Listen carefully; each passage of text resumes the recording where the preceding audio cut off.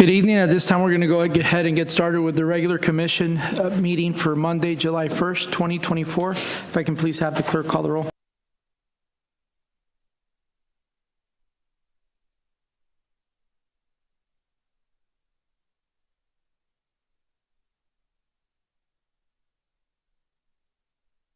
Thank you for the city of Deltona, a great city with great potential, great opportunity. Thank you for the leadership of this city, Lord. Thank you for the new city manager that's coming in and coming on board that we're going to support in a big, big way.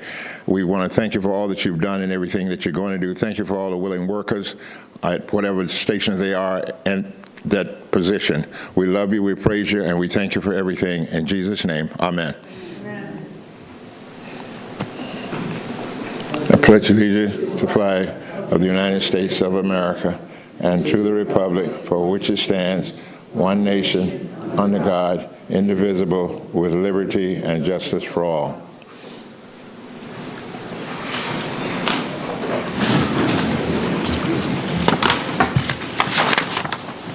At this time, we're going to go ahead and move to approval of minutes and agenda. Approval of minutes of the regular commission meeting of June 17, 2024, and executive session of June 24, 2024, as presented.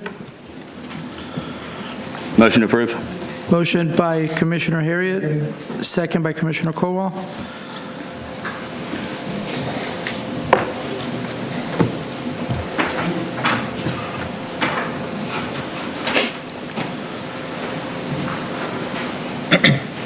Commissioner Harriet. Motion passes unanimously, 6-0. There is no presentations, awards, or reports, so we're going to move to public forum.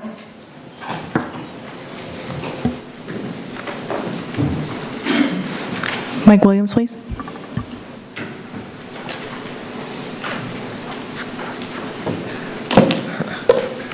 Thank you, Mike Williams, again, 2889 Cottesville Street.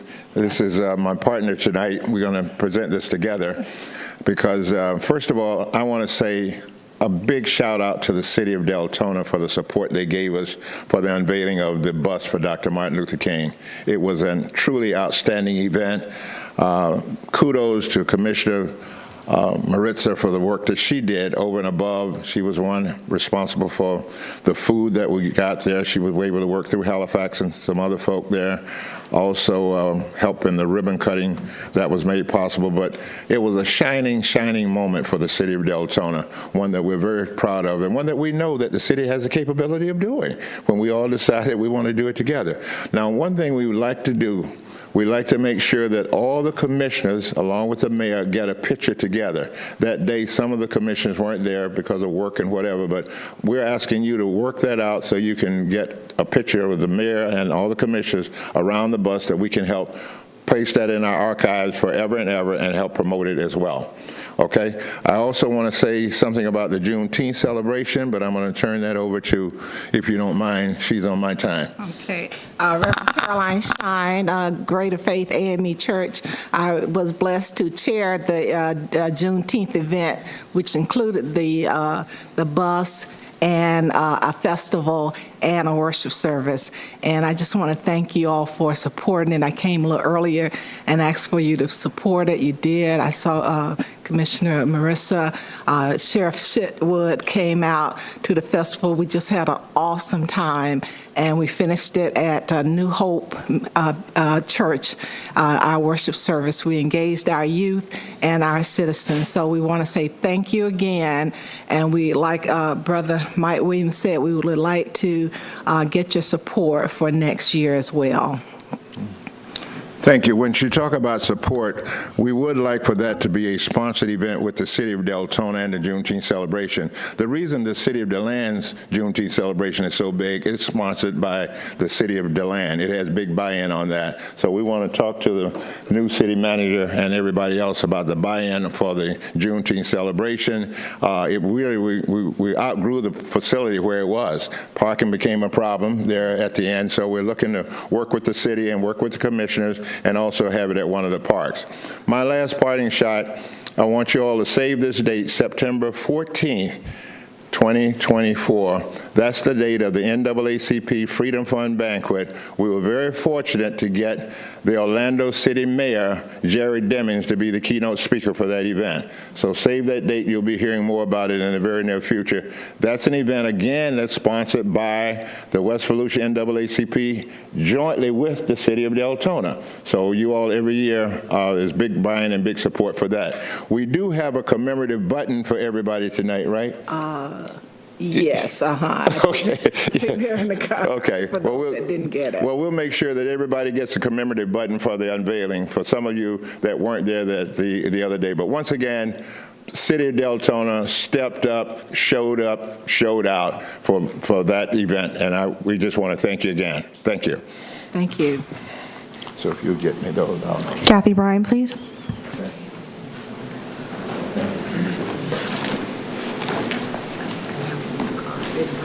Okay. We'll just need about a handful of Good evening, Kathy Bryan, Deltona. Mr. Mayor, I appreciate you setting up the town hall, but when I asked after the last meeting, what I really wanted was something where we could have all the commissioners, we could have the city manager, staff, and stuff like that, and have dialogue back and forth, because you guys sit up and discuss to a fine point different things, and sometimes that dialogue between your residents and stuff could help. And I think you already know it probably wasn't the best day for it, the day before 4th of July. But could we get that instead? Something where we're all together having a dialogue, roundtable thing, if that's a possibility. Speaking of the 4th of July, you've only got one proclamation for this month, and I think it's very important to proclaim July. I know we have the fireworks celebration, et cetera, but this is our independence as a nation. It wasn't, when the Constitution was written, the Bill of Rights went out, it was supposed to be all men. Well, as you well know, it wasn't all men. It wasn't women, by any stretch of the imagination. And we've come a long way, and we still have a long ways to go. So I think by having something that shows the city believes in freedoms, you know, as long as they're not outside the law, that, you know, I think that's important to say to the city, is that this is a free country. You don't find too many countries like ours, and that we recognize the freedom and diversity of everybody here. That's all I have to say. Thank you. Brandy White, please.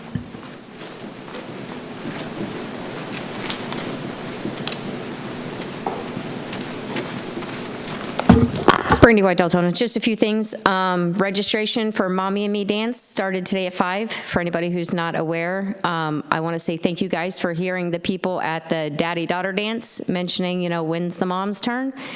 So this was great to see. I hope there's going to be a great turnout. Second, I just want to go through a few things that are being talked about online. That was one of them, the more interactive budget meeting.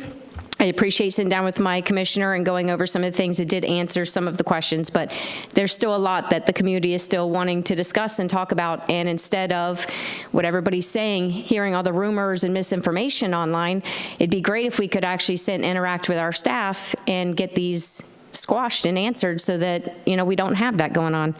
A big push for me, obviously, is public records, been that way for a long time. Is there any way we can really put out there somehow that permits can be viewed online for free and they don't need to go through the public record system? I decided just to kind of peek in the archive recently and mass amounts just wanting permits. And if I'm not mistaken, they're already available online through a different portal. So if we can really push that information, that would help. On with the public records, though, I myself and a resident just spoke to me this week about what happened to her, and so that is something similar to happen to me, and I want to bring it forward. I specifically asked when I did a public records request probably about a year or two ago, not to create an account for me, that I did not want to create an account in my email or my name. I have every right to stay completely anonymous. That includes having any type of account connected to the city. And one was created for me anyhow, without my permission, despite I said if it was a problem to contact me first. Apparently, another resident has had this issue. They did not want a portal created. It was created anyhow, and they're quite upset about that. Moving on was copies. So this individual also wanted some budget copies in the back because we ran out during the budget process. There was only so many books available. We ran out. They emailed in just asking for a couple copies to be back here at this meeting so that they could get it. And instead, it turned into a public records request in $20. So I don't think that's acceptable, especially during budget season when we're doing a review and there's free books back there. We just need to make sure we have enough provided. Lastly would be another individual. I had a meeting with a group this past week, and they wanted to do a presentation for you guys if something was to come onto the budget that they're looking at. And they were told no presentations are allowed any longer. And I didn't know when that changed or how that can be reassessed, but we see presentations from developers all the time. We see presentations from community organizations all the time. Residents should be given the same leeway if there is something on the agenda that they feel that they have information and data to present. So if we can just take a look at that. Thank you. Courtney Cross Burgos, please.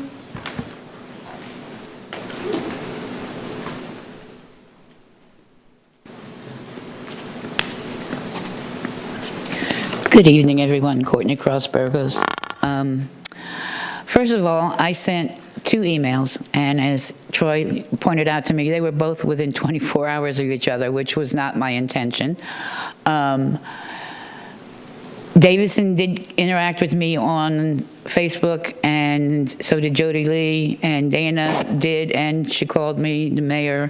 But the only email answer I got back was from Troy at all, and it was, concerning the meeting, and my commissioner didn't bother to answer me, as usual.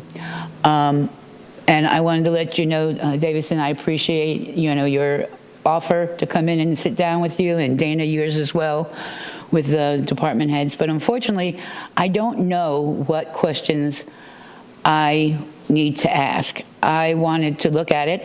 Dana did get me a book and go over it, but I want to hear other questions. I listened to all your questions, and that gave me some information and ideas, and I want to hear from other people that are familiar with it so that I know what questions to ask and know where to look. And I would think you guys would want that because it only helps you. We're not trying to come after what you guys have already done or said.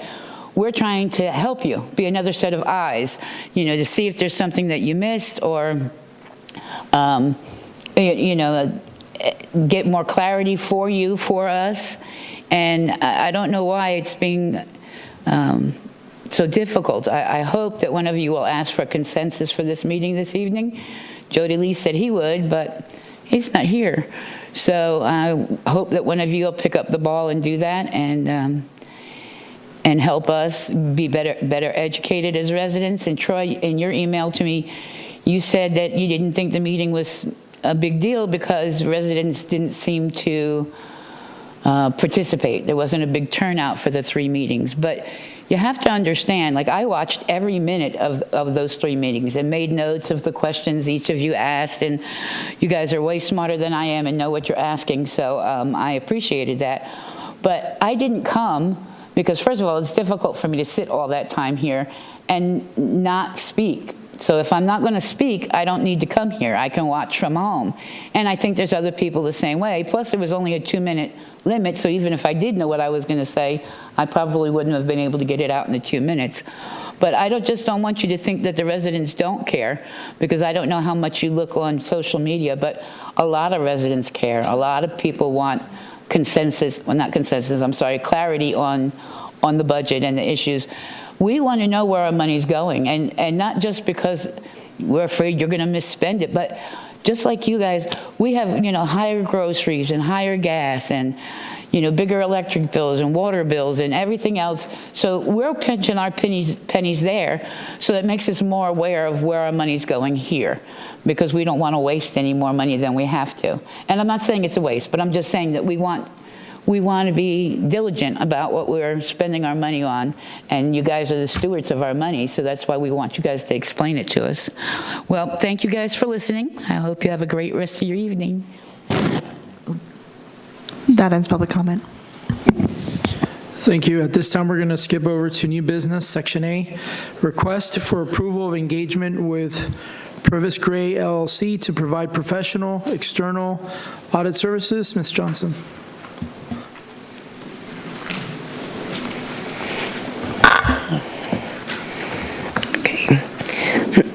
Good evening, Mayor and Commissioners. As you know, the city is required to obtain an annual audit of its financial statements. Purvis Gray and Company is offering an engagement with the city to perform the annual audit through fiscal year 2024 with the option to further extend the contract. The continuance of these professional services allows for efficiency through the firm's knowledge of the city and ensure objectivity via rotation of the assigned audit staff. The firm has been with the city since its inception, including winning an RFP in 2014, and has demonstrated experience performing equivalent services for other governments. I also wanted to mention that Purvis Gray will be here next meeting to present the 2023 Annual Comprehensive Financial Report, and tonight is the request to move forward with next year's audit. Thank you. Commissioner Harriet. Do you know, was that 2014 contract, was that the last time that we went out for bid for this? Yes, sir. Do we know if there's a contract at a city near us? Does DeBerry or DeLand or Volusia County, do they have current contracts? I believe they do. I know Purvis Gray represents Eustis and Winter Park, I believe. I have challenges that this is the contract that we've been using for the last 10 years. It hasn't been competitively bid. I don't think that is transparent for our residents. With all the questions that have been going on over the last year or two, I think that we owe it to our residents to find another solution, ideally for this year if possible. But at the very least, we need to find something that's a little more transparent, or not a little bit, a lot more transparent than using the same contractor that we've used for the last 10 years without going out to bid. Commissioner Colwell, Commissioner Shimkus, and then Commissioner McCool. I agree with Commissioner Downer. Are we time sensitive to get this done? I don't believe so, Commissioner. So we would have time to search for other options? And Absolutely. get some prices? I understand the purchasing policy of the city also would certainly be accepting bids, but I don't believe we have to go through the same process as if we're buying vehicles or equipment. So we could look at other communities and who they're working with and just receive RFQs, qualifications, and can still move pretty quickly. It's not a long I'd like to process. head down that road if we could. Commissioner Shimkus and Commissioner McCool. Thanks. I mean, I would also love to see other options, obviously, for the same reasons. But can you help us understand, maybe just me understand, what types of issues, problems, or concerns would an audit like this uncover, and which ones would not uncover? I can help you there a little bit, Okay. Commissioner. What they uncover is misrepresentation by the city. That's part of their engagement letter, I believe, also, that says they can look at the information that is given to them. So, and that's usually what they work with. But of course, year to year to year, eventually they would find any flaws that are out there. And my experience in 30 years, I haven't seen a city try to give fraudulent information. So they can't uncover something that they don't know about. But generally, it's an overview of where we are. From top to bottom, they will look at policies to make sure that administration is making correct decisions in their bid policies and other processes. So they do and encapsulate everything as opposed to just the numbers themselves. They do a little background and maybe a little more on exactly what they find. But I believe the engagement letter really gets into some good detail on overall what they're looking for itself. looking at a couple things here. What conditions or events that might rise to substantial doubt of the city's ability to continue operating? Obviously, they're putting it out there to the point of that we're able to continue as is. Potential risks related to management override of internal controls. Is there examples somewhere where the management did come in and say, disregard, we're going in this direction? There's certainly bad juju. That's something that they would be able to bring out when they look at those kind of policies. But it's still more of a financial process when you're looking at your financial audit as opposed to just overall policies in general. But if it's financially related, they will find it. I haven't seen an auditing firm that supported a city to the point that they would put their reputation up for it. So I think we're safe to, if we went with Purvis for another year or to bid out, I think the commission is safe either way you want to go at this point. And they may be able to bid and come in. We're not saying we're getting rid of them. It's just looking out to see what's out there. As far as cost-wise also, there is a slight increase in this year's request. Of course, everybody, since COVID, has gone up drastically, and it's usually personnel costs. So there's certainly just the increase gives a reason for the commission to consider to see what else is out there financially. Commissioner McCool and Commissioner Harriet. I would like to bring to fact that this needs to be done PDQ if you're going to do this, because we have the CRA audit as well that they do. So I understand, if I remember correctly, it took them about 90 days to work on this last year and years before. So I would like for us to make sure the deadlines are covered. I understand the commission's wanting to move forward with this. And, I think that some of the impetus is, I'm just going to say, is the IRS letter. How did that get past an audit? Well, because they only audited what's provided to them. So this was not in the purview of what the auditors were doing. And granted, this auditor has been doing this since 1946. So Purvis and Gray, they're not amateurs. And I absolutely am open for RFP. But with that being said, this year, I want all assurances that we are not cutting it close to meet deadlines for what we have to do for the CRA, and know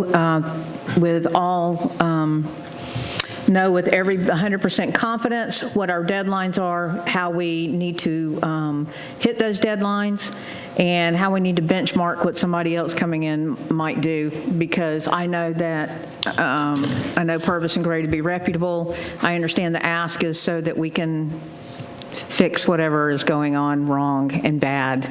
But I just don't want us to, jump the shark, as it were, so be clear with Angela what that looks like, and get it done quickly. And we're not going to have time to mess around with this, because they're coming in. July is usually the month that they start coming in and scratching about. So that gives us, 2 weeks for another commission meeting? Because they'll have to become in front of us, once, twice? How would that work? I'd have to check to see exactly why they come in July, in the middle of the year, because they won't really be needed until the end of the year at, of course, October time. But I believe historically they did come in, maybe look at some processes and things, not the end of the year numbers. Mm-hmm. So we might be a little flexible in the July. They are coming 2 meetings from now to do last year's presentation. So I want to check also on, as you questioned, Commissioner, about the CRA audit, if we have timelines, if you're familiar with. Exactly, because there are reporting deadlines that we have. I don't know when the Fitch report comes out, but we have to have these for our bond issues. We have to have it to reinforce that rating. So I'm telling you to be thorough in checking those deadlines and who all takes in the auditing process for us to move forward with any grants, with any other fiduciary responsibilities that we have. So yeah, shop to market, but make sure. I think pulling the trigger this year is quick. I think it's something to investigate for next year, because we already have enough processes changing. And I think that what Purvis and Gray, I think that it needs to be understood completely when they come in 2 weeks, what it is they do and what they don't do. because I think some of what we think we want them to do, they don't do. And if I'm not mistaken, and it's to find operational errors, it's to find, where money has been moved. These probing questions would need a forensic audit, and that's not what Purvis and Gray do. It is more systems, control, process, and get things ready for us to present to our other fiduciary partners. So I would like all of that checked, and I want it on the record to be checked as far as everything that I just mentioned goes. Thank you. Commissioner Harriet? Do you need a motion from us or a consensus from us to go out to RFP? What do you need from us at this point? I think it would be useful if you're declining this extension that direction by commission is to move forward for staff to open up the door and see what's out there as we answer the questions of Commissioner McCool.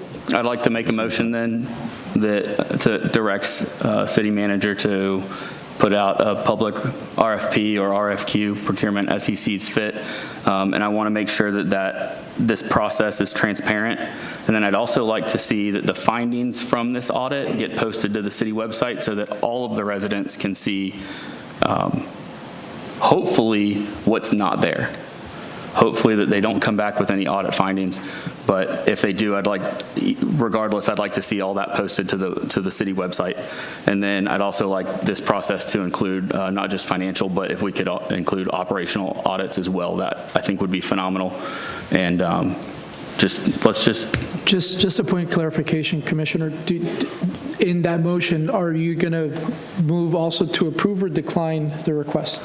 I'm going to move to decline the engagement letter and instruct the city manager to go out for the appropriate procurement for an internal auditor this year. So motion by Commissioner Harriet. There's a second by Commissioner Colwell. Before we vote, we have Commissioner McCool and Commissioner Shimkus, and I want to hear if there's any public comment. No? Okay. Commissioner McCool. Thank you. The audits are always made public after the audits. So is the bond ratings, and we need to, after these audits are done, given the climate that we're in politically, financially, and otherwise, should direct the public to those, but they have always been posted for anyone and everyone publicly to see. So that's fine. I absolutely agree with that. I don't agree with declining the engagement letter for this year. I think the undertaking to move this audit is bigger than that, and I understand that everybody is in a hurry for change, but sometimes doing that, you don't allow yourself enough space to move through what we have to move through right now with what they do in this audit right here. I just think that we have bigger fish to fry as far as if you want a forensic audit, that's another thing. But to disengage and interrupt this process as late as it is right now, I think that it's not, I don't think that it's good. I think there's a better use of our time this year than doing this, because now you're taking staff time away at budget time. It's just, I understand the want for it, but as far as the necessity where we're at with moving through budget, now we're going to try to schedule an interactive workshop. Now we're going to do this. Now we're going to do that. I don't think that it's the right time. So thank you. I don't know if we need an interactive workshop. Hold on. Commissioner Shimkus, and then I'll go to you, Commissioner Harriet. First, I'd ask for a friendly amendment to separate these things. I'm not comfortable making this motion, including these two very important decisions in one. So I would ask for a friendly amendment that we separate the decision to go out to RFP for an additional company to do an audit for next year, and then we move on something with item A after that motion is completed. Sure. Commissioner Harriet, would you like to revise your motion? And Commissioner Cole, would you like to retract your second? I'm open to the friendly amendment. Thanks. Okay. So I'll start with the first motion. All right, so if those are going to be separated, that's fine. So then I guess we'll just, the motion on the floor is to go to RFQ for another firm. Table this for now. And that would be my question then, to deal with this actual item. I don't want to confuse the motion, so I'm going to pause on that. Let us vote and complete this existing motion to go to RFQ, and then we can, I think, talk about the next one. If you don't mind, I'd like to keep things as much as siloed You there with as that, possible. Commissioner Harriet? I'm good with that. That's Are you good with that, Commissioner Crowell? Okay, so let's, and you said there's no public comment? All right, let's go ahead and vote for sending it out to an RFQ. Appreciate it. a good point. Motion passes 6-0. Before we go to your next motion, Commissioner Harriet, or Shimkus, you know, I believe you brought something up of maybe possibly tabling it. I think that would be a better option, just to throw that out there. Maybe, Julia, do you mind getting us some timelines? I just like Mr. Dougherty said, I don't understand why we're doing these audits mid-July or middle of the year. I mean, I get that they need time and things like that, but I think it's a little early, and I could be wrong. But maybe if we get those timelines to Commissioner McCool's point, we also don't want to be in another situation like we are currently in. So go ahead, Commissioner Shimkus. I think Julie was ready to answer your question, Mayor. Oh, go ahead, Julie. I apologize. It's their not normal summer work that they do, prepping for the year end. They're doing more in-depth tests of different processes that we have. So that's what their normal summer work is. That's why they come in July. So they're just testing the processes? Mm-hmm. And the IRS situation would not fall in that process? I mean, because it's a process, right, to do the reporting? No, from what I understand, they were not aware. That was 16 to 20, just in the conversation that I had with them, which, of course, that's a documentation from a department to an outside organization. That's not necessarily a financial document, a financial issue for them, and they could answer some questions in the next meeting when they do come, just to explain in detail. Thank you. Commissioner Shimkus, and then we have Commissioner McCool. So I think I just want to maybe go back and get dates and a timeline. I think that's the question, right? Do we know tonight, if we don't move on this tonight, are we going to be at risk of missing a deadline? It doesn't seem that way from everything I'm hearing. That they come in early, they do things. Do we have any concept or sense of this company? And if we don't sign this, they can't start their work next week if they plan to, right? Correct. So then they're obviously going to be delayed till early August at the probably earliest they can get here by the time we get another meeting, another approval. Do we know if them not starting until August would impact our ability to our deadlines for the CRA audits and other things? Obviously, they can't do anything for the year end anyway, so they can't finish a report until after October to begin with. Do they need all of August, September, and October? And when after October, when after our close of year, are these audits due? I guess is the better question.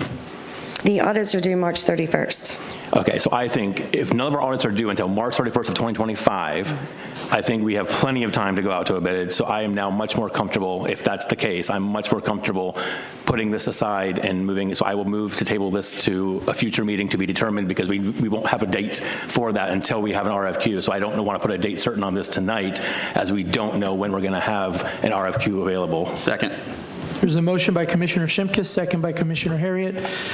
Before we vote, Commissioner McCool, did you want to? I did. Okay, And go ahead. what I wanted to say is it perhaps would be helpful for us in the community to actually listen to the report, and at that time we get to ask these questions, because there are things very germane to why they're here in the summer. And that's a good blanket answer. They start their processes, but there are things and challenges that we have right now, and I'm sure that we can think of questions between now and then to ask them after their report and get a better idea of whether we want to engage or not. I mean, even that evening, we can put it back to vote, but I agree to table it until we actually hear the information, because I've sat through their presentations before. Wait to hear the presentation, the information brought forth, and then bring your research, right, for the next 2 weeks, and then bring it to that presentation. I think that we would have a much better idea after that presentation and a much better comfort level regarding sending it out to RFP, you know what I mean, to follow that process. Thank you. Okay, so thank you, Commissioner McCool. There's a motion on the floor by Commissioner Shimkus, a second by Commissioner Harriet. Can we please vote?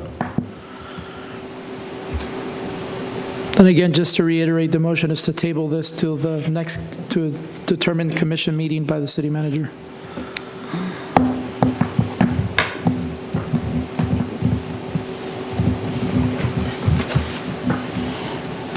Motion passes 6-0. All right. At this time, before we get into the next section, I'm going to ask for consensus by this dais for the city manager to leave for the remainder of the commission meeting. I'm staying, Mayor. Sorry, city attorney, my apologies. Sorry, it's been a long weekend. So can I get a consensus from the dais? Yes. Yes. Thank you. Thank you, Ms. Siegel George. You can go. This time, we're going to go ahead and go to Section B, which is review and discussion of city attorney process. Mr. Dockery. Told you I was going to get your name right. You're doing very well. Thank you very much, Mayor. It's no issue with the city attorney going out. It's just a topic to discuss the city attorney, and no use for her staying here during that discussion in general.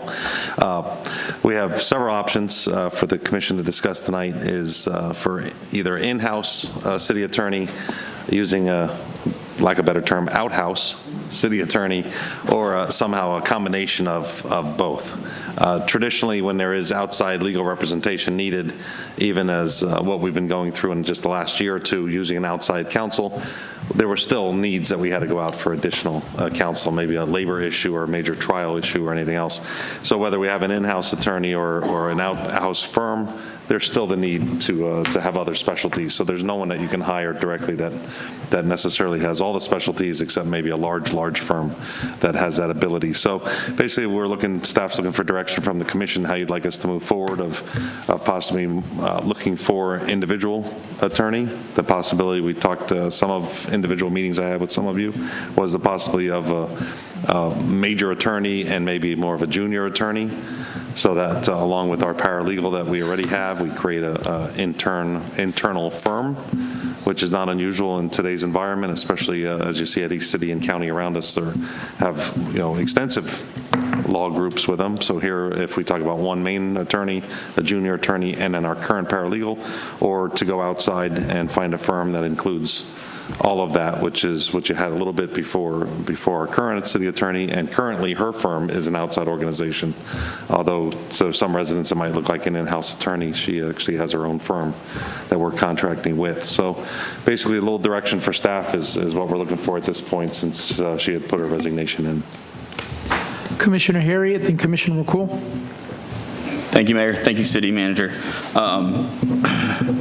This discussion really started months and months and months ago, far earlier than her resignation.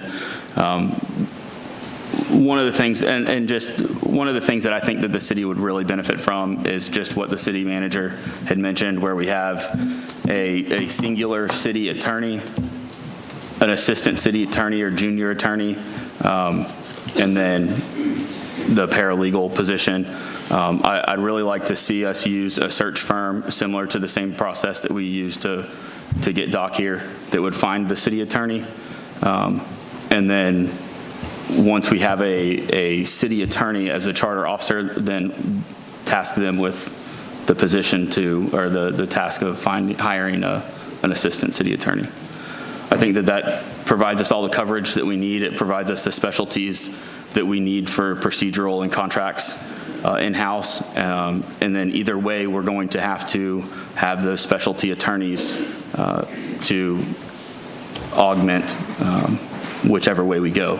So I think that would be the most cost-effective at this point. We're using a single attorney that is operating as a firm, and we're paying significantly more. I think the estimate that we got, or not the estimate, but the invoice total we got was around $480,000 for the last year. And so we could much more wisely take that money, invest it into a city attorney, full-time city attorney, charter officer, individual, and then we'd have even more coverage, more experience in the office, and a wider breadth of knowledge base. Commissioner McCool. I am absolutely for hiring an outside firm, and this is why. There's more of a pool of resources to draw from, because I don't believe that we will get a singular or even two attorneys that will in-house that will be able to answer the plethora of issues that we have. And even before that, I will remind us that we did have some great attorneys come and apply. The residents took time, they came out, put input in. We had a great pool, right? And we unceremoniously dismissed them after a dog and pony show and let them walk out. And we had some really good attorneys pissed at us for that tomfoolery. So I want to remind us that we did that. I want to also say that we need to understand what our priorities are, or what are our major, do we have, I know this answer, but do we have a good representation of the percentages of what we're dealing with legal issues? How much of it is land development? How much of it is lawsuit? How much of it is et cetera, et cetera? How much work is being done? How much work is being sent through, passed through? So I think that we have discussion on what type, we can't really have intelligent conversation on what type we have until we understand what our challenges are legally, what the bulk of our legal opportunities, as they were, are.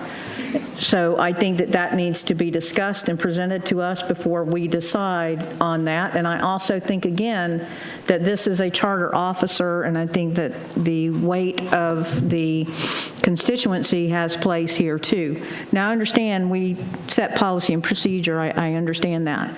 But I'm very big on understanding, Doc, what our litigation chart looks like.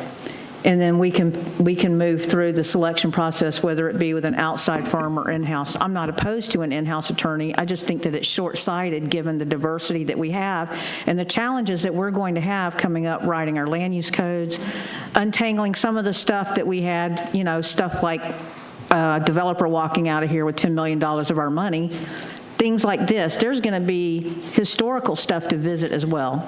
So, and also, the staff serves at the pleasure of the city manager, but I am saying this for a record. We have someone in our office currently as a paralegal. We have Debbie.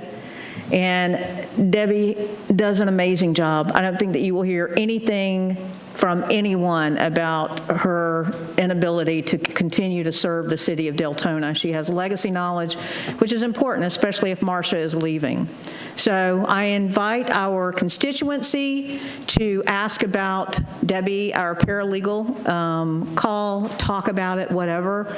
But I think that you need input also as far as how you want to use your tax money. So if we can keep that in mind as we go through that. Number one, finding out what our priorities are, sir, and how much litigation we're doing in which areas. That would be, I don't think that we can move forward without that information. So thank you. Commissioner Shimkus? I think the very fact that my colleague had to ask that question illustrates why we're here, and we all understand that that's the problem that we're in, right? So I think it's a very good question to have answered. And I think we for so long have thought firm, or whatever, for whatever cases. I think if we can find a search firm that was very similar to what we did through our city manager process, engage the community in that process as well, and have a firm help us determine what our priorities are, what our needs are, and whether or not a firm or an individual could do that kind of work. If I were asked today, I would say firm all day long, because I just don't believe we can find an individual that can do that. I could 1,000% be wrong, and I won't know that until we've done the right search and figured out what it is that we need and seen what's out there. So I think it's important to do the search process and find the proper firm. We also know that took a number of months. So we're looking, for a long time. So my more immediate question at this stage is, what are we going to do for the next 9 months at the minimum for that kind of a process while we don't technically have a primary city attorney? What would our plan be to fill this gap at this stage is my biggest question at this stage. I'm not sure if anyone even has an answer to that, to be honest. Did you have an answer for that, Doc? I do not. if you go with a search firm to look, they certainly would be ahead of just putting ads out in ICMA and Legal Review and other places, because they certainly have worked with people before. If we're referring to like a Colin Benzinger, that would be helpful there. I don't believe it would take 9-10 months, certainly, but there could be a lull. Could be a period of time between her leaving. Always a consideration of carrying her on until there's a replacement at that point, but that would be up to the commission. Keep in mind that she doesn't work for, or city attorney doesn't work for the city manager, so I just want to be a median to help you through the process here, but certainly the decision's up to the commission to direct us which way you wanted to go. Yeah, well, I think, from what I understand, I think we're going to probably land on, we need a search firm to start this process. Let me ask it a different way then. So again, to my colleague's point, we did have a lovely show of several, there were no individuals there, they were all firms there for that meeting. Have you, by chance, had an opportunity to talk with either of those firms that were left, which was, I know one was Cobb Cole and the other one was Fishback, I believe. Have you? I have not personally talked to any of them. Then I would just make the request that maybe as early as tomorrow, you reach out to them and find out, are they available to do a fill-in interim?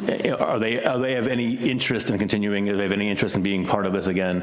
And can we engage them while we're kind of in this limbo land as well? Commissioner, I think Ms. Rafferty was going to say something. Just point of clarification, I was instructed back when Glenn was the interim, and I did call all of them, and none of them were interested in being the city attorney. Now, whether they're interested in a temporary, I don't know, but we did contact all those firms that were top ranked. Okay, so they've all said no. Obviously, things change every day. That was, before we had a new city manager. So, correct. I would just say thank you. I appreciate that, but I would, let's ask again if we can keep asking. But I'm not going to go back to the same person who's rejecting us and beg them. So obviously, no is no, and that's fine. But I think search firm is the way to go here. I do believe, commissioners, also there was numbers that went with those bids in the past, and there was some significant high numbers from what I recall looking at it. That was going to be my question. We have high numbers now. Yeah, But- we're going to go to Commissioner, if you're done, Commissioner Shimkus. We're going to go to Commissioner Villa-Vasquez. I'll go, and then we'll go to you again, Commissioner. Thank you, Commissioner Villa-Vasquez. Yes, thank you, Mayor. So if I remember correctly, these two firms that were here to be hired, one of them didn't have the experience that we were looking for. It was just one lawyer who then became an employee of the city of Deltona, who had city knowledge of what we were looking for. And then the second one, which was representing, I believe it was DeBerry, if I'm not mistaken, also dropped DeBerry and left. So I don't know how good they would have been with us. So just wanted to put it out there. I just wanted, before I go to Commissioner Harriet, I believe, as a matter of fact, if I'm not mistaken, and Mr. Commissioner Harriet could actually tell me if I'm wrong or not, but doesn't Seminole use in-house attorneys? They do, a team of them. Okay, so I'm just, no, I get it. I know it's a county and stuff, but I think I work in a place where I have to deal with attorneys all day, and there's a lot of different school boards, and again, I know they're bigger, but they have in-house attorneys. I don't think that's a bad option. I think it's a great option. As a matter of fact, do you know off the top of your head, Mr. Dougherty, how long Ms. James has been with the city of Deltona? Many years. Many years? As our paralegal, and Yeah. that is not part, so everyone knows in general, she is technically city employee. That is, she's staying no matter what, and she has been fantastic since the day I got here, so. And I'm not saying making her the attorney, Great but asset. definitely investing a little bit in some of our employees, like we've all been saying for the past week, and helping her at least become some type of a deputy attorney so the city can use. That's just a thought. But I'm going to agree with Commissioner Harriet and some of the others that I believe we should try an in-house attorney. We go out for, whenever we have a lawsuit or something, it seems like it's the same attorneys that we're using. So it's not like we're using Ms. Siegel-George.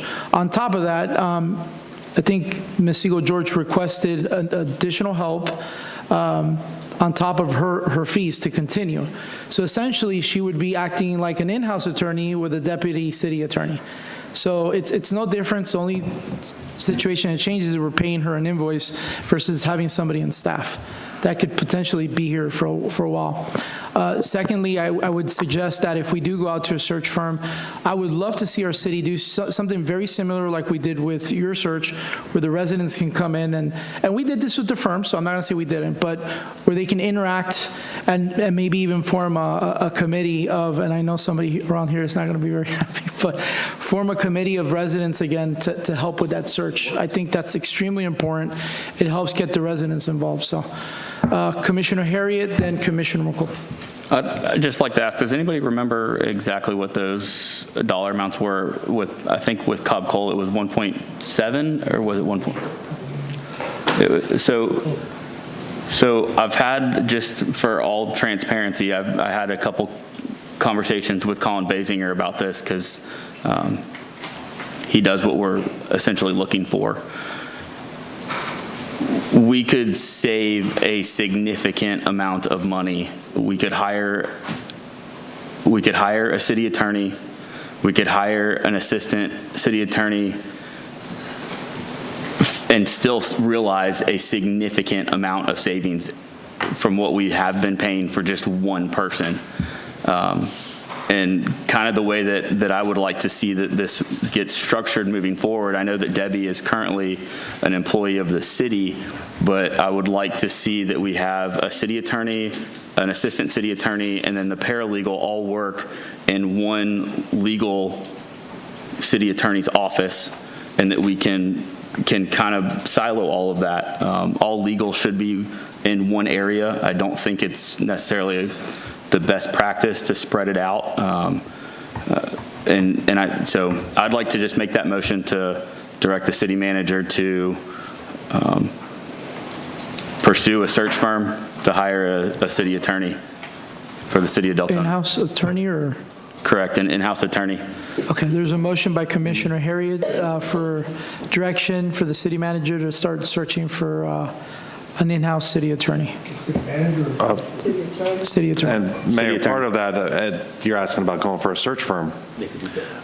You may be able to just piggyback off yourself if you've gone through it already with, and I know Benziger does all positions, not just city manager, so you could bounce off yourself that way rather than going through the whole process of reviewing executive Thank you for that firms. clarification. So that was where I skipped over that, but that was what I was thinking is we already have that contract with Basinger. We can use them to hire a city attorney, the same process that we use to hire our fantastic city manager that we have now. So you want to reword your motion just for justice sake? Yeah, sure. I'd make a motion to instruct the city manager to use our contract with Basinger and Associates to hire a city attorney. There's a motion by Commissioner Harriet. You're going to hate me. That's fine. Second by Commissioner Colwell. Before we go to vote, we have a couple commissioners on the board, and also we have public comments. So I'll go to Commissioner McCool, then Commissioner Avila-Vasquez, and Commissioner Shimkus. Thank you. I would ask that in doing the search that we have a firm that has no political ties. I know that we had a political candidate apply last time, and I don't want that in our city. There's enough politics that go on in a nonpartisan environment here. We need to keep it that way.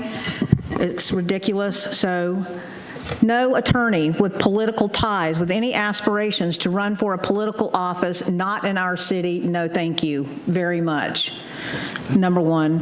Number two is I will be a no on the motion for this so that I can say this publicly. I'm going to be a no on that motion because we've not done the research. We don't have the numbers. We don't understand what we're looking for. So how are we going to compartmentalize that caveat there? Like, we don't know, do we want a firm or do we want an individual until we understand what our needs are. So that's why I'm going to be a no.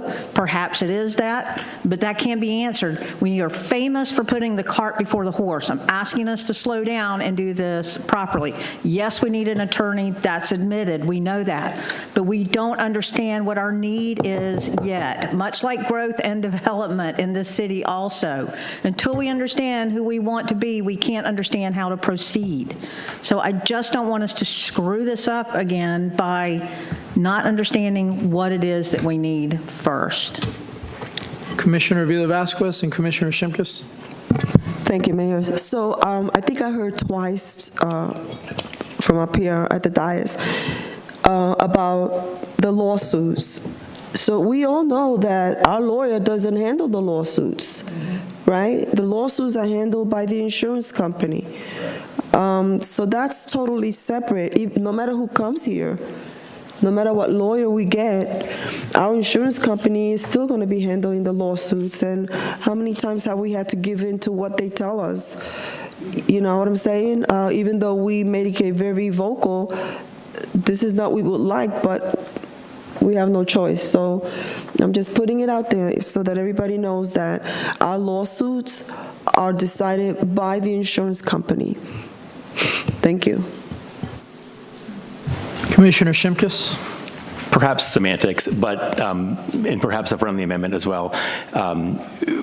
I don't want to pigeonhole us into hiring a city attorney. I think the search firm can help us guide, and to Commissioner McCool's point, to guide us into whether it's an attorney or a firm we need. And also to Commissioner McCool's point, that is the process by which we have our discovery to determine what it is we need. The same way we did with our city manager, where we sat down for several meetings and discussed what it is we want, what do we want to ask for. That's the process we're going to go through, is to guide us through what it is we're asking, get the data we need, get the information from our current issues that we're dealing with. I think that's all part of that process that we need to start 3 weeks ago. So I don't know if I need the amendment, but I would just like to make sure that we're talking about hiring whatever legal services deemed appropriate for our city, whether that is an individual or a firm. I believe that's what his motion said, right? No, my intent is that we're using Colin Basinger to find a city attorney, not a firm, not a collective group of people, but a singular city attorney. So then I would formally ask for an amendment that if that process allows us to determine that a firm is better for us than an individual, that is an option we have. I don't want to pigeonhole us into only one person. If we did that, then I don't think Colin Basinger would be the appropriate method of finding that person. City manager? Well, as you recall, commissioners, I believe a pretty intense description of the job and the environment of the community was put together through the help maybe of the residents as well as the commission. So at that point, to Commissioner McCool's point, is the statistics, the number, what are we exactly looking for? We're looking for a land use attorney, a criminal trial attorney. That would be baked in the cake if you're working with a search firm of what exactly are we looking for as the future. So it would kind of answer that question. We're not just going to say look for an attorney and not know what we're looking for. And I believe Benzinger Associates is pretty hot on describing the position very well. Yes. If Basinger can, so what I don't want is this to set us back a few steps. I want the intent is to use a contract that we already have to find somebody as quick as possible so that we don't have that gap. I am not interested in finding somebody that's temporary. I'm not, what I am interested in is finding somebody that is fully capable of providing the city for our needs now and growing with the city. We've got a city of 100,000 residents. I think it's about time that we invest in our city and our city attorney's office, and I think finding an individual is the right step. That being said, if we also want to leave it open, then I'd be okay with hearing a presentation or such of some information from Basinger or so that we can make that decision. So you're amending your motion? I'll amend the motion. Thank you, Commissioner Harriet. Commissioner McCool? Yeah, and to that, I just don't want I would like to understand the process too, because in discussing this tonight, this will be out in our county tomorrow, right? It'll be public knowledge. It'll be talked about on social media. So I am all about hiring Colin Basinger to do that search, but not to the exclusion of a Volusia County established attorney or firm that would be interested, because that means a lot. Volusia County has a very distinct footprint when it comes to certain things, our land development code being one thing, and that is going to be big with us as we continue to move forward. So whatever that is, I don't want someone in Volusia County that is well qualified to be excluded because we have a headhunter. Doc, could you tell me if you understand or remember that if we do engage the search firm, is it to the exclusion of other applicants as far as, would we direct them to submit application to Colin Basinger? Would that be appropriate action, sir? Yes. Okay. He would take everybody. Okay. Obviously, underqualified, he may not want to put to you, but Right. it's always the commission's objective or ability to say, I'd like to see all of them. 120, you give a chance. If one's hidden somewhere in there, diamond in the rough, you go for it. Some cities may just say, we just want to see the top picks from Colin. Right. So Thank you for yeah. that clarification. So I just want that understood in making this public comment, that it's not to the exclusion of Volusia County, Seminole County, whoever. And remembering this, too, that when they do the search firm, it is in our charter that they must live within 25 miles here or have an office established. So we need to keep that in mind going forth also. Commissioner Harriet, then we'll go to public comment. I'd also like to just make some simple clarification on the purpose. One of the purposes of hiring an individual is so that we get out of the situation where we're arguing, or not arguing, but we're sitting here hearing that we have a city attorney that's billing us for 70 hours a week at $150 an hour. I would really like to move to a position where the city is under contract with a salaried position or a firm, if that's what best suits us, that gives us a rate for the year, similar to a salary. That way we're not, looking at it as how many hours can we rack up. And I don't mean that in a derogatory way, but I think that's what's best for the city moving forward, is somebody that we can budget consistently for. Thank you. We're going to go to public comment, and then I'll come back to you, Commissioner McCool. Courtney Cross Burgos, please.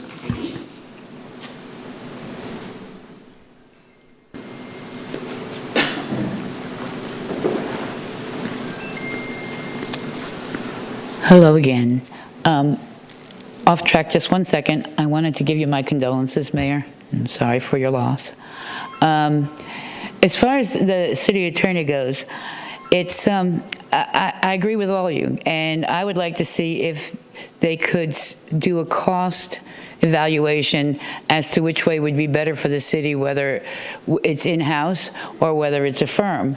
Which way do we come out ahead, and get quality legal service, obviously, but, which way is going to be more affordable for us? Because it's just another thing. We don't want to keep doing what we've always done just because we've always done it.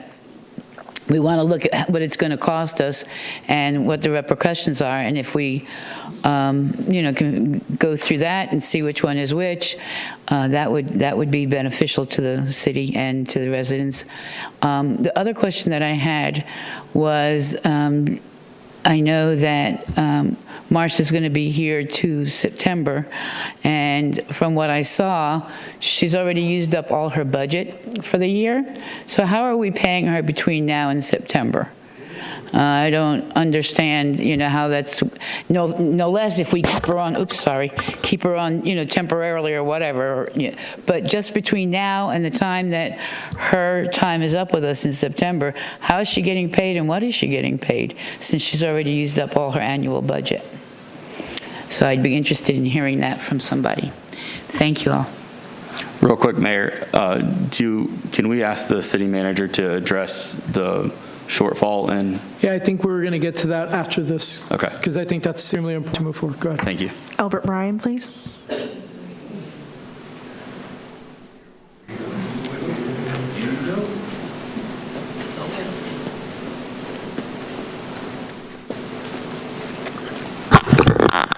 Wow, that was rich. You stood up here, or actually you sat up there, and you gave a person standing here a bunch of crap that an RSVP hasn't gone out. And yet now you want to call somebody back without an RSVP. Isn't that kind of just the same thing that you were bitching about? I don't get it. Why don't we do an RSVP for a headhunter? We'll start there. Okay, I got that off my chest. Now, let's see here. One, we've tried many firms. We've tried a couple in-house. All of them have been failures. Why? Oh, because of 7 seats sitting up here. Okay, I get it. We just don't get that an attorney is only as good as the paper that's on the wall, which means they're worthless, literally. I haven't seen an attorney in this city that has been any worth at all. And I've only seen 2 managers in 28 years that were worth their salt, 2 out of 17. I've seen 1 commission out of all the years that we've been in a city that was worth its salt, and this isn't one of them.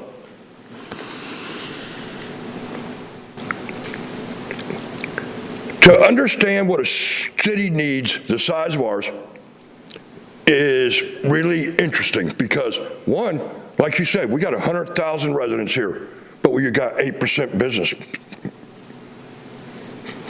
Interesting. You talk about land use. You actually have specialty lawyers for that. This lawyer doesn't have to be just in land use. Well, this lawyer is for one thing only, to represent you.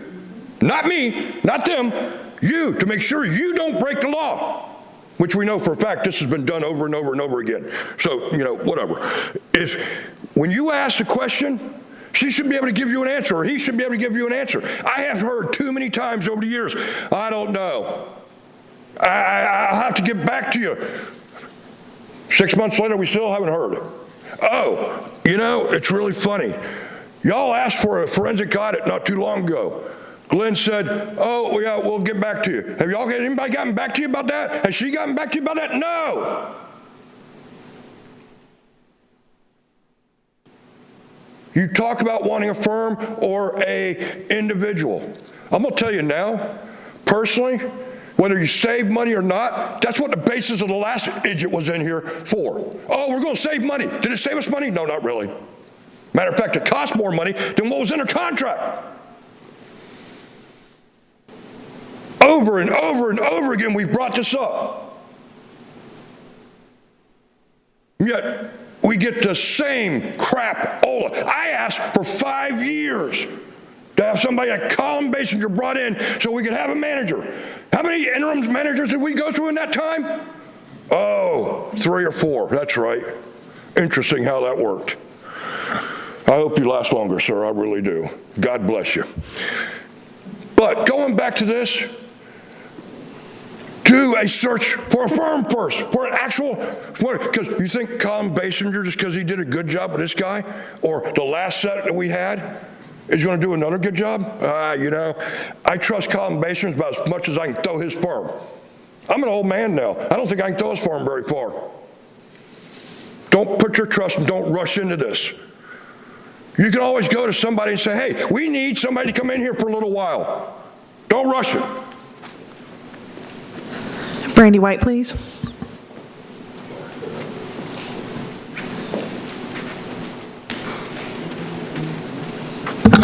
Brandy White, Deltona, I just have some notes jotted down. We did lose a great opportunity with the Dog and Pony Show last time. That's something that we've actually had many conversations on, and it's unfortunate because now we're here. But this isn't new. You can go back 20 years, to 07, 09. We had the same issues, 14, 15, 2018. I mean, this, along with that position, are 2 charter positions, which I want to remind everybody are the 2 most important positions in the city because they actually do run the city, despite what most people think that you guys do it. It's actually those 2 seats, right? So what I'd like to ask for is anybody but a repeat. Anybody. Besides Vos, Siegel George, or any of her family, Fowler Firm, or anybody from their firm, no Travato, no Blossom. I mean, the list can go on because we've had quite a few attorneys. None of them should step back foot in here. They were gone for a reason. They should remain gone. My second thing is I keep hearing about all these new positions. Well, we should add deputy this and additional that. But why exactly do we need all those positions? I'm not sure how familiar everybody is with what this seat is actually tasked with doing. But as Avila Vasquez mentioned, it's not representing anybody in a lawsuit. However, their job is to prevent that lawsuit from happening, and we have failed miserably. That job is to prevent the lawsuit. But they also don't cover police, which a lot of cities have, and that's a huge expense for a lot of cities. We don't have that. We don't have to worry about the suits. There's a lot of things they don't have to do that other cities would require, which is why some of those cities come with a higher price tag. Their main job is ordinances, codes, things that you require them to write for our city. That's 90% of their job. Now, it will take 70 hours for one person if you have to do the same job 14 times because you screwed it up 14 times. It would only take you a 40-hour work week if you did it right the first time. So those are also things I think we need to take into consideration. Not so much as we have so much work here, it's 70 hours a week. I beg to differ. I think that if it's done correctly and it's off your plate, then it doesn't continue to add up your hours on that plate. I think the food truck ordinance was what, 5, 6, 7 times? You know, animal control issues, 5, 6, 7, 8, 9 times being brought back over and over and over. That adds up. The job is not as demanding as it seems. I promise you, if you get someone in here that knows what they're doing and can write well their legislative things that they put to you, and we don't have to see that repeat, the hours aren't there. We've been doing it all this time with one. This is the first time we've had to have several hands in the pocket, and it didn't work out that well. Like I said, I just want to reiterate, anybody but the people we've already had here. Thank you. Matt Shaw, please.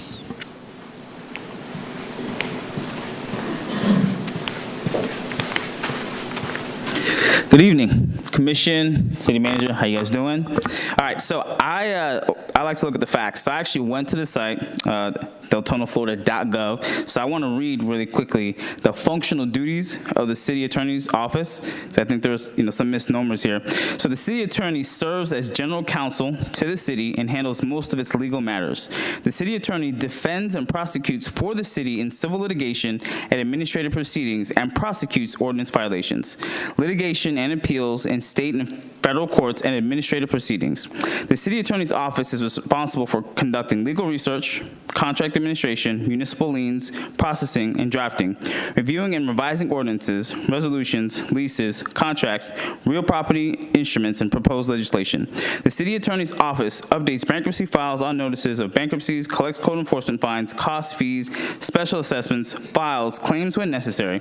The office continues to reduce the costs associated with representation of the city by building a strong legal support team and by limiting the use of outside counsel for both litigation and non-litigation matters. So that's actually from the site. So I just want to start there. So I definitely believe that we should look at the pros and cons of both, having internal and external. I'm for having somebody that's internally here so you can hold their feet to the fire. We need to get this done now. Person that works here, or you're going to get fired. You know what I'm saying? So I think that's very important. But we could also do a hybrid approach. If it's too much for the city attorney and say their deputy, then at that time you can probably bring somebody else to help them. But we have somebody here internally that's going to be a counsel for you all. So this is going to help us, right, stay out of trouble because there's somebody here that their dedicated job is to help Deltona. They're not a firm that has other clients. Deltona is their #1 firm. You guys understand that? So that's the point that I kind of want to get to, and I would lean more toward having somebody internally because maybe they don't have expertise in everything, but as their job, if they need to reach out to somebody else who has the expertise, they can do that. So I think we need to kind of think, a little bit bigger than that as well too. I know we want to save money, but do we want to save money or do we want to get sued like we've gotten sued before? All right. So we save money by finding a good city attorney that knows what they're doing so we can save money that way by not getting sued for millions of dollars, right? So we're kind of short-sighted. We're thinking about maybe getting somebody cheaper, but then we get sued, which now we lost all the money that we saved because we got sued, you know? So we kind of got to think a little bit bigger as to what position are we actually looking for? Like, hey, we wanted a great city manager. Why? Because he's the CEO of the city. He's the CEO of the city, right? Now you're the city attorney. Now they're like the person that's going to make sure the city does not get in trouble. So I think we got to think in that capacity so we know who we're bringing on. It's a very, very important position. So I think we kind of want to put some weight on that. It's not just, willy-nilly. We should take some time to figure out how we want to go about this, whatever you want to do, if you want to internal or external, whatever you want. My thoughts are we should definitely have somebody internal, but make sure we're making a really good decision on who we bring in because it's an important position. So anyway, that's all I have. Appreciate your time, and thanks for listening to me. God bless. Kathy Bryan, please.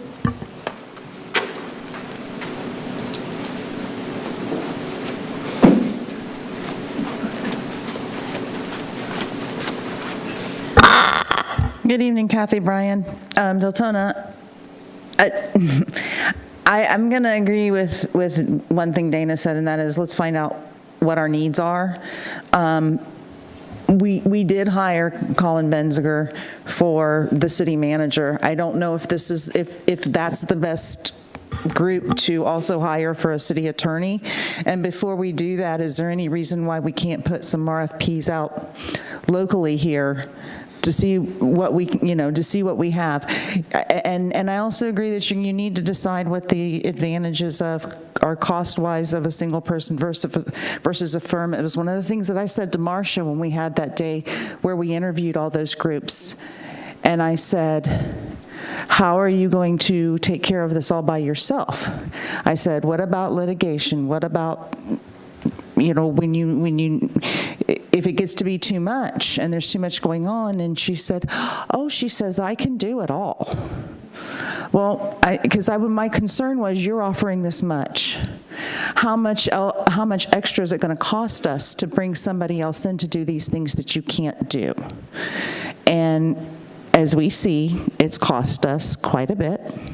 So if you decide to bring somebody in from in-house and they're going to need to reach out to get extra help, I think you need to establish how much we're going to spend on that.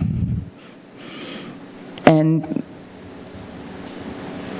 like Maritza said, we've got a lawyer for lawsuits because the insurance company demands it. You also need to decide, are you going to use the same lawyer that you have been for collective bargaining? Are you going to use the same lawyer you've been using for, now I forget what it was. So you've got different lawyers doing different things. So please think about all that. And I'm not, Colin Benziger was okay, but I feel like he kind of keeps people in his pocket, because when we did the city manager search and I started researching these people, a lot of these folks and our doc as well make the rounds, and it's like he just pulls these same people out of his pocket. Here you go, until one of them gets hired. And honestly, you weren't my first choice. You're way down there. But time will tell, right? Time will tell, like it always does. And I hope I'm wrong, but we'll see what happens. But yeah, I think you guys need to spend a little more time thinking about what you need and what you don't need. That ends public comment. Commissioner McCool. Mr. Mayor, I was just trying to move forward with the discussion regarding the salary and what's going on right now and how we approach that. So as you see fit to proceed. Okay. Let's go ahead with, I would ask the attorney how we go, but she's not here. But we'll go ahead with the motion, the voting, and then we'll address that, Doc, if you don't, Mr. Doherty, if you don't mind. Does anybody need clarification on the motion? Yes. Yes. Commissioner Villa-Vasquez needs clarification. Joyce. The motion was for city manager to piggyback off the previous contract with Colin Benziger to identify whether the appropriate action would be to get an individual or a firm represented for city attorney representation for the city of Deltona.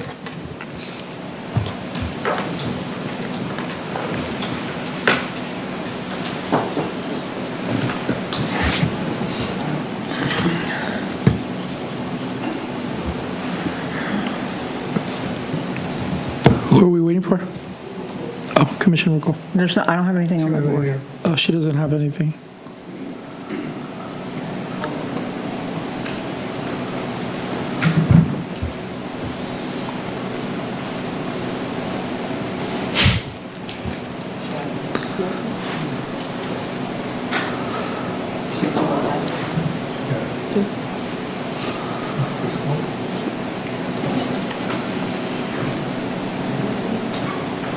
Oh, Commissioner Avila-Vasquez. I thought I voted already.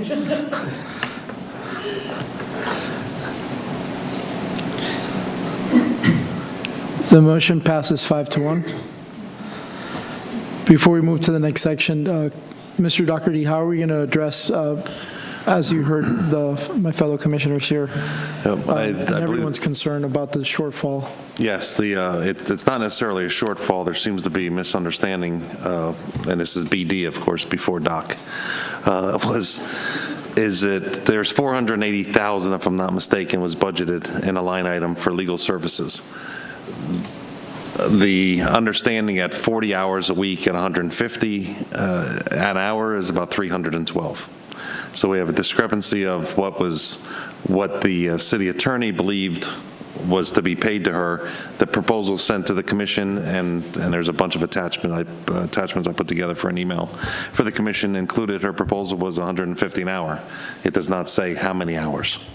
So I believe there's a confusion of the commissioners may have thought it was 312, which is 40 hours a week, assuming that's the kind of workload. I believe the city attorney saw or has budgeted 480,000, so her assumption was about 70 hours a week, not 40, which would lead to about $40,000 a month as opposed to $24,000 a month. So the question at the table pretty much is, there is money budgeted. We don't have to find money. It's that the purchase order was done for about $312,000 under that $480,000 line item. So it's not as if we're going to remove money from special events to help pay.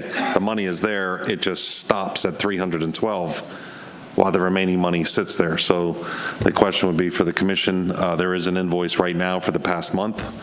That's approximately $38,000. And then for her next 3 months, there is, well, even right now, there's no mechanism to pay unless the commission would at least move forward with, say, 40 hours, establish 40 hours at 150, which the assumption would be that's what would be expected from the start. So that amount is over your limit, correct? Absolutely. So obviously we didn't advertise that on the, am I correct, Joyce? We need to advertise that? All right. So I think we need to hold, I hate to do this to her, but we have to hold it up so we can advertise it so we're within our legal realm. And then at that time, I'm sure the commission will vote to pay the invoice or whatever the wish of the commission is. But we got to figure something out where she does not go over the 40 hours anymore, because there's misunderstandings, and then if you're not understanding something, you should look for clarification. So we all make mistakes. Nobody's exempt from that. So Commissioner McCool, I know you're on the board, and then Commissioner Harris. Thank you. And henceforth, there it goes why I voted no on the motion, because first of all, again, we don't know what we need. Second of all, Doc, I would like to see this brought back, because I want to understand what the footprint is right now of what we have pushing. I understand that we have projects coming forth that will be of much importance to the city. I understand that commissioners had another meeting this week that will hold importance, right? And I'm asking our city manager to prioritize what our legal responsibilities are right now as far as what is pending litigation that needs to be finished up right now. I need to understand what matters are coming forth as far as land use coming in front of the commission that we might need that time on. That is pass-through money, right? Doing that. Any ordinances, I would ask, sir, that are not of life safety issues right now, that we prioritize. I want to prioritize it down to the 40 hours. I understand that we're at where we're at right now, but I'm unwilling to approve any funds over that amount until we have prioritization of what it is that we have. If you could get that information for the commissioners so that we can make that intelligent and very important financial choice for us, please. Commissioner Harriet? So I appreciate you bringing that up at the end. Are we able to separate the direction to pay an existing invoice or direction to add to her existing purchase order? Can we separate that from this commission providing her direction on how much she's expected to work over the remainder till September each week? Mr. Doherty, you can correct me if I'm wrong, but for us to vote on any of that, or Joyce, we need to make sure that that is on an agenda item. Right, my understanding is that you want an agenda item basically that says like she can't go over 40 hours for now until September. But do we need based on, you know, do we need an agenda item to tell her that she can't work more than 40 hours? I would put something. If we don't have budget in place. Unless you, and I don't mean to interrupt you, unless you ask for it under special requests, it's the only other place, but I think we would be doing a disservice for residents, at least so they can, it's up to you, Commissioner. Commissioners, we also have the past bill for this past month. I understand that needs to come up at a special agenda. I don't want her to sit here and work 70 hours over the next 2 weeks until we can see it. Well, I think it's a time thing. I think we should be good it's out for there now. I think it's good that you ask for it then, or anybody up here can ask for it under special requests. Okay. We're good? All right. You're welcome. We're going to go ahead and go to consent agenda items. Before we go to consent agenda items, I don't know, and public comment, I don't know if anybody else, but I would like to pull B. Does anybody else have anything they want to pull? No? All right. Can we go to consent agenda items, public comment, please? There are no public comments. Okay. At this time, then, I'll entertain a motion to approve consent agenda A and C. So moved, Mr. Mayor. So moved by Commissioner McCool, second by Commissioner Harriet. Could we please vote?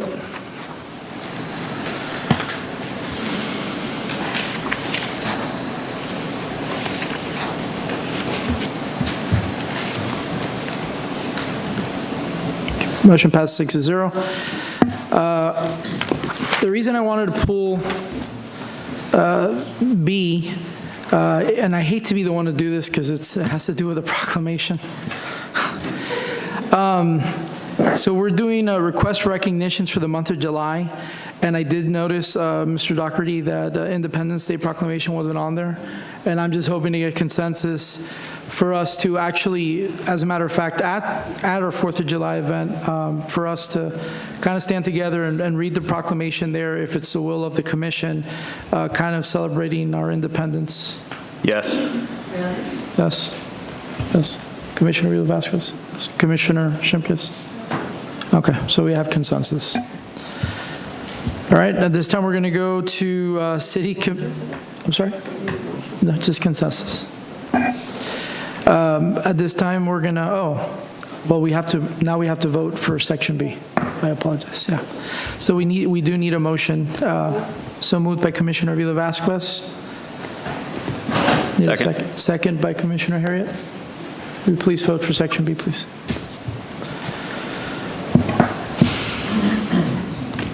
Motion passes 6-0. All right. Thank you, Commissioner Villa-Vasquez. We're going to go ahead and go to City Commission special reports and requests, acknowledging that at some point we're going to somehow combine them together after a resolution? Correct. All right, go ahead. We'll start with District 1 Commissioner Harriet. I'm torn. I know that 70 hours a week is more than I think I'm willing to accept for legal services, so I'd at least like to request that we get consensus to minimize or limit her hours at 30 hours a week till the time that her resignation is realized. Okay, there's a request for consensus, and I'll just, City Clerk, could you just go down the roll, please? And the consensus is to limit the city attorney's hours to 40. 30. 30 hours. 30. 40. It's crazy, 40. Good. Do we want to make sure it's 30 or 40? 40, it's good. I guess we'll get consensus of 40. I don't know if we'll get 30.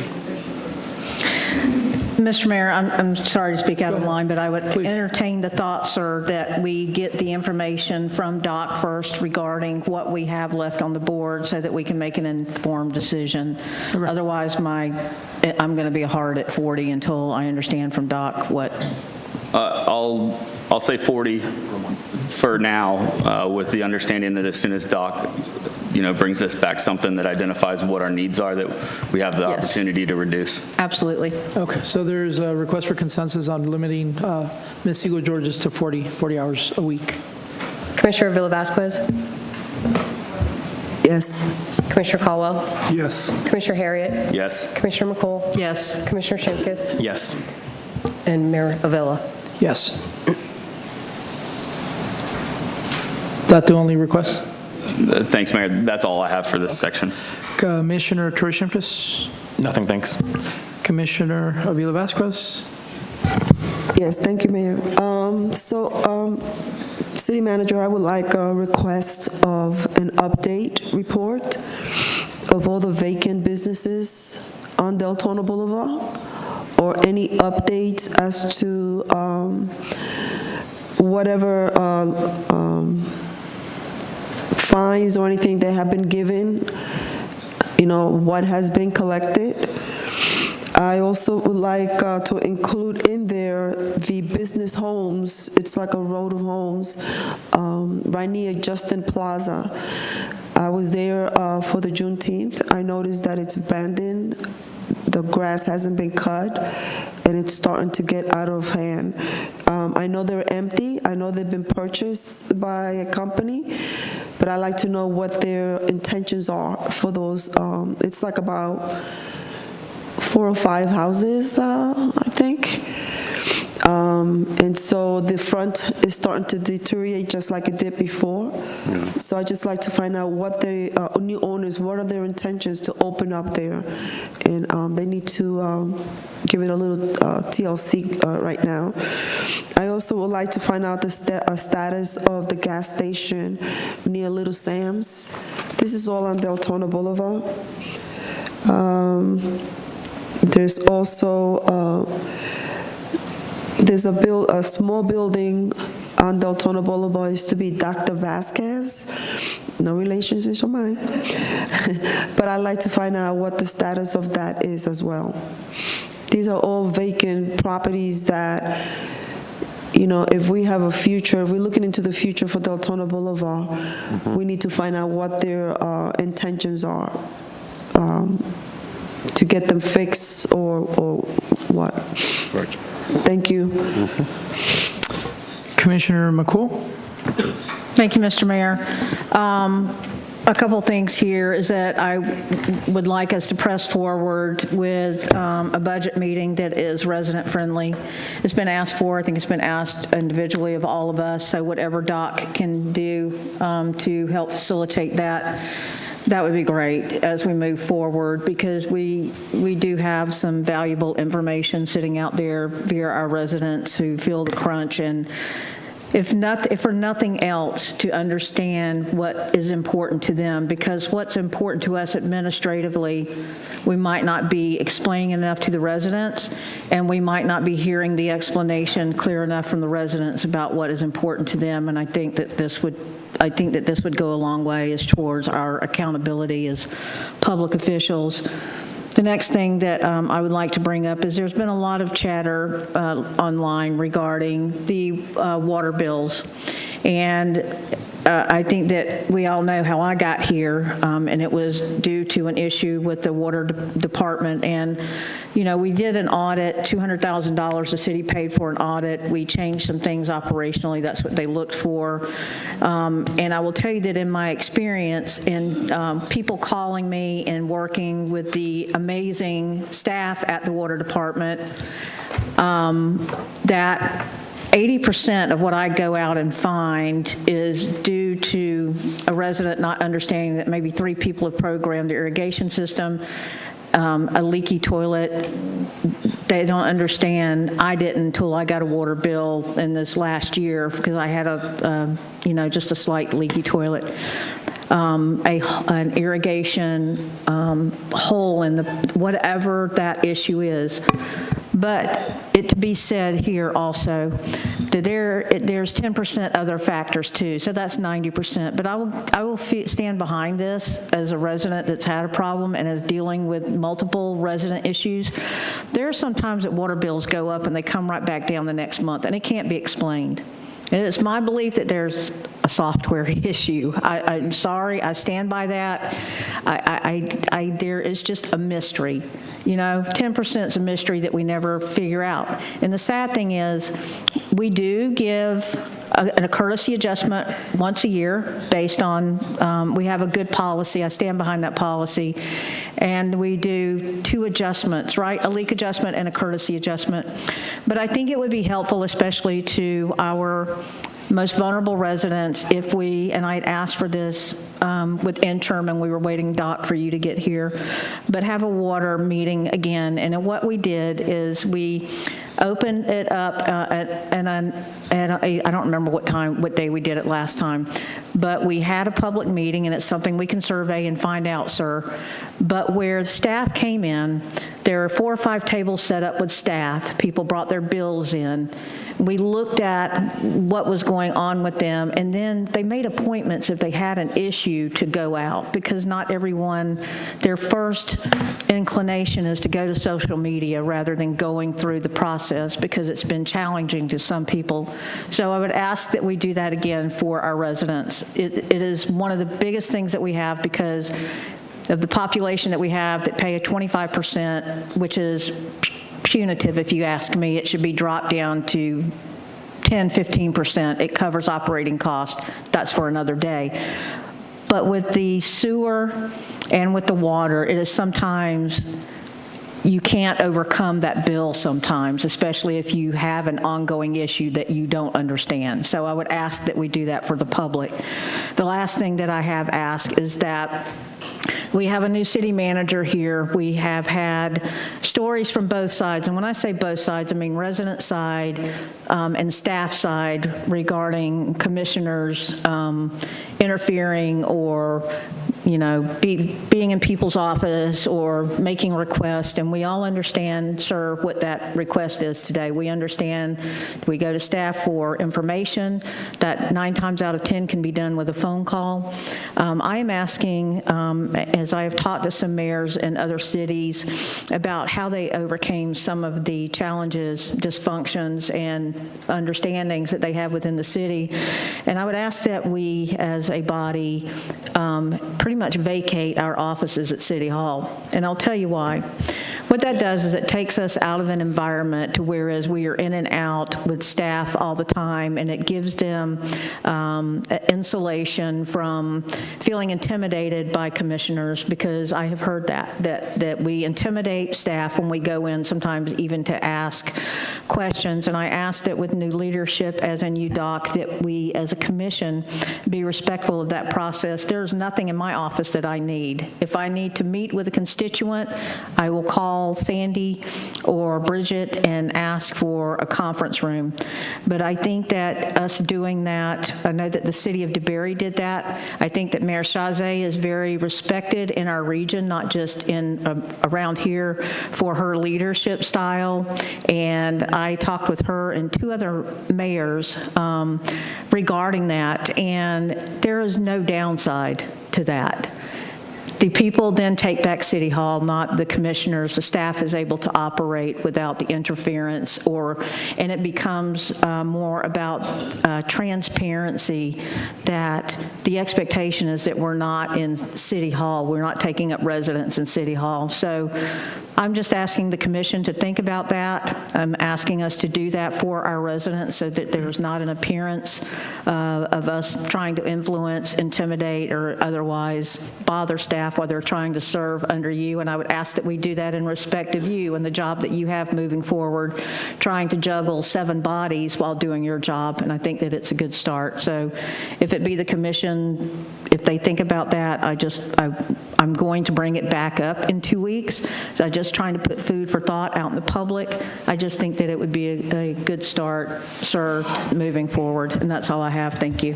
Commissioner Stephen Colwell? I have nothing. You want consensus on that?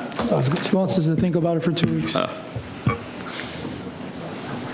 right. No city attorney, so we're going to go ahead and go to city manager. Oh, I'm sorry. I have 2 things. I promise I'll be quick. Can we look into, please, we at one point we got consensus from this dais to respond to residents' questions from the podium, and I believe it was done maybe once or twice, and all the commissioners were copied on all the answers. I haven't seen any of that anymore, with the exception of those 2 times. Could we make sure that we're copying all the commissioners so we know that we're answering the residents when they have questions on the podium? Because it's kind of unfair. We listen to them, and some of them actually have legitimate questions, and if we can answer it, it kind of helps calm everyone down that, something's being hidden or whatever, and more importantly, it answers their question. Number 2, and this is a request, I love the idea that Commissioner McCool threw out there about making the budget process a lot more resident-friendly. I am going to request, and if you guys don't want to do it, it's up to you, but I'm going to request that if we can do some type of a town hall collectively, similar to that visioning session that we did, where the residents can come in, ask questions, the department heads, you there, obviously. And if the commission does that, I'll go ahead and cancel my town hall, because all I was going to do is get the questions, and when you and I had our one-on-one, is ask them to you and whoever was there. But if the commission would be okay with doing a town hall for the residents, at the end of the day, we're a team, so I think the residents would appreciate that more than the mayor having a town hall and the rest of the commissioners having a town hall. So could we do a roll call on that? Joyce, please, for consensus. Commissioner Villa-Vasquez? Yes. Commissioner Caldwell? Yes. Commissioner Harriet? Yes. Commissioner McCool? Yes. Commissioner Shimkus? Yep. Mayor Villa?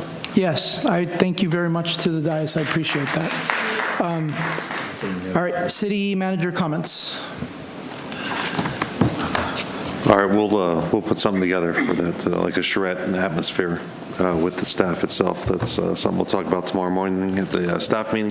The only thing I had, Mayor, I appreciated you brought up about the 4th of July proclamation. I did also take notes earlier from, I believe, Mrs. Bryant's comments that it wasn't on there, to make sure in the following year we include that. So I'm glad that you caught that one also.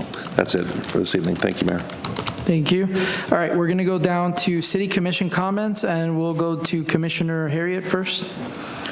Thank you, Mayor. Two comments to make real quick. The first one is regarding your comment about responding to residents from the podium. I'm all in favor of that, but if we're going to do that, we need to make sure that the expectation is set that they provide contact information, because I don't expect staff to hunt them down. So if I think if we could just put some procedures in place so that... That's how it was set up. Yeah, something along those lines. That way we're not expecting staff to hunt them down and spend unnecessary administrative 100%. time. And then also, on the budget process, I want to make sure residents understand that this isn't the end. We didn't vote on the budget. This is merely the beginning. And it's important to know that this is the time. I am a supporter of the idea of doing a town hall. I think that's great, and I'm so glad that the dais as a whole was agreeable to that. But for those that have distinct questions, I met with a resident here. Reach out to us, send us an email. If there is, that's probably the easiest way to actually get an answer. When we're sitting there at the town hall, it's going to be very difficult to field questions, research the question, and then get an answer. So I would still, big supporter of it, but I would still encourage residents to reach out by email with specific budget questions that they have. That's all I have. Thank you, Commissioner Harry. Commissioner Shimkus? Just a quick, I look forward to seeing everyone at July 4th. We have our big party at Dewey Bosser Park, so please tell your friends and family. It's going to be amazing. I know in the past few years we haven't always done it, but this is going to be a great year for that. So please, I look forward to seeing a lot of families out there. Family fun. There's going to be food trucks, fireworks, the whole 9 yards. So I would just say, perhaps in lieu of littering our neighborhoods with fireworks, let's come out collectively and enjoy them as a community at the park. I don't want my screen enclosure being burned down again by stray fireworks, so thank you very much. So I don't mean to laugh at it, Commissioner Shimkus. Commissioner Avila Vasquez? Thank you, Mayor. So first, I just want to give a big shout out to the Caribbean Chamber for their event yesterday. It was really nice. Unfortunately, I couldn't stay for the concert. I understand they had a wonderful reggae concert, but I had to leave. Commissioner McCool, regarding the vacancy of offices, you know, I still remember way back when Mayor Garcia was in DeBarry, and they threw him out of his office. What he did was he parked his car in front of City Hall in DeBarry, opened his trunk, and took care of residents from his trunk. That got DeBarry a really bad reputation. I don't think the problem we're having in City Hall is us occupying the offices. I use my office quite a lot, and I think the problem we have in City Hall is that a few elected officials refuse to respect the charter and let the directors of the departments run their department and make the decision for their departments. They refuse to respect the city manager and let the city manager run the city of Deltona. So I think if we all start reading our charter, and I am not pointing a finger at anybody, it's like they say, if the shoe fits, wear it. We need to start respecting these rules. We do not run the directors, we do not run the departments, we do not decide who gets a raise, who gets a promotion. That is up to the city manager and the director of that department. I think once those rules are respected, the problems we're having in City Hall will stop. And as you said, in DeBarry, they don't have none of these problems because there's a lot of respect among elected officials and their city manager. The other thing I want to say is we can always respond to residents during your comment time. You could respond if they're still present. And having said that, Ms. Courtney, I wanted to say that last week I was in no condition to respond to anybody. And I know that, you know, you didn't hear from me, but you heard from a lot of the commissioners up here, which is better than not hearing anything at all. So I'm glad to hear that. And other than that, I'm glad to be back. I'm not 100% here, but I'm getting there. And it's not COVID. Thank you. Commissioner McCool? Thank you, Mr. Mayor. It's ball, y'all. It is West Volusia Youth Baseball Fall registration. There are flyers up here. Y'all get involved, really. It's ball, y'all. It's fall, y'all. Let's get involved here. Another thing, too, is I want to reiterate the Mommy and Me dance here, the 2nd of August. It is going to be at the beautiful center, so please join us. The last two, very important here, City of Deltona with Volusia County Animal Services Meet the Pack low-cost vaccine clinic. Right here, vaccines $10, TYR, rabies, DAPP, FVRCP, a microchip at no cost. So please press this on. This is July 15th, 8 to 12 at our very own Keysville Dog Park. If you're not getting the city manager's report, I would encourage you to request it or read it for information. I am also going to start dropping general reminders every few weeks regarding that Wig Out for Cancer is coming back this year on September 27th. It will be held at the center from 7 to 10 p.m. Wig Out for Cancer is a gala that raises funds for local, and when I say local, I mean Volusia County only, Volusia County-centric small charities for cancer. These charities do things like provide wigs, they provide hats for cancer patients, rides, food, medicine, visits. So we operate, Wig Out for Cancer operates under the umbrella of Deltona Strong with all transparency, and the reason that we did that is we are trying to establish this for 3 years of proven financials and proven success before we ask for our own nonprofit. Just come out, y'all. We're going to start pushing tickets out. It's for a very good cause. This year we will be selecting a charity, and we'll also be selecting patients to directly fund. And we will be asking from the community to please put forth patients. If you know a cancer patient currently struggling right now, underinsured, or just in general needs help, please put their name forth, and that information will be provided starting mid-July. And then also remember right here in Chambers, July the 11th at 0830 CompStat. If you've not been, please come. It's a great time to ask questions. You see our crime stats up here. You understand the footprint of our crime, where your money is going, how it's being spent. Thank you, Mr. Mayor. Commissioner Colwell.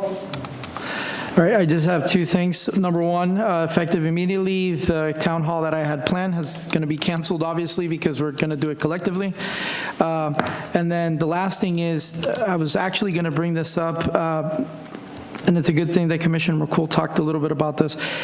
I had a resident show me a water bill that they had. It seemed like maybe their water, somehow, maybe it's just a thing, but maybe they skipped them by accident. And then the following month, their bill was really high. And I noticed that the following month after that, the bill went back down. What it seemed like, and I'm asking you to maybe talk to the departments and they can figure out if that's the 10% that they're finding, is because there's that extra usage for that additional month, they're getting put up to a higher tier, and that's why they're getting charged more money. And then obviously when they read the meter again, it goes back down to the lower tier. So I'm kind of curious as to maybe if we figure out that they've accidentally been skipped, fixing the tier situation, and maybe that will actually clarify a little bit for everyone why that water bill was higher than normal. So, okay, meeting's adjourned. Everybody have a good night.